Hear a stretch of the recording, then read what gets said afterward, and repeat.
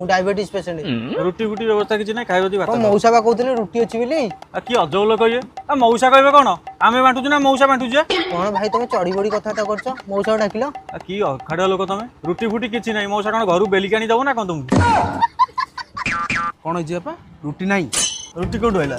ଏ ରୁଟି 300 ପଟ ରୁଟି ମୁଁ ଆଣିଥିଲି ବା। ତମର ସେ ଟଙ୍କା ବୁଝାବୁଝି କରିଛି କଣ ତା ନା? ମୁନୁ ଭାଇ। ଆଜ୍ଞା ଆଜ୍ଞା। କଣ ହେଲା? ରୁଟି ନାହିଁ? ରୁଟି ଅଛି ଯେ ସେ ଆମ ପିଲା ଖାଇବେ। ଛୁଆ ଖାଇବେ? ଇଏ ଡାଇବେଟିସ୍ ପେସେଣ୍ଟ, ଆକୁ ଦବ ଭାତ ଖାଇବାକୁ, ତମ ଛୁଆ ଖାଇବେ ରୁଟି? କଣ କରିବ କହୁନା? କଣ କରିବ? ଗୋଟେ କାମ କର, ମୁଁ ମାଇକିନା କହୁଛି ତମ ପାଇଁ ପରଟା କରିଦବ। ହଉ କହିବେ ଟିକେ ଦେଶୀ ଘିଅ ମାରି। ହଁ ହଁ, ପରଟାରେ ନୁହଁ, ମୋ ପଛରେ ମାରିଦେବି। ଆପଣ ଗାଣ୍ଡିରେ କାଇଁ ମାରିବେ? ପରଟାରେ ମାରିବେ ନା। ନାଇଁ ନାଇଁ, ମୋ ପଛରେ ମାରିଦେବି। ପରଟାରେ ନାଇଁ, ମୋ ପଛରେ ମାରୁଛି। କି ବେକାର କଥାବାର୍ତ୍ତା କରୁଛନ୍ତି? ଆରେ ପରଟାରେ ଘିଅ ମରାବ ନା, ଆପଣ ଗାଣ୍ଡିରେ କାଇଁ ଘିଅ ମରାବ?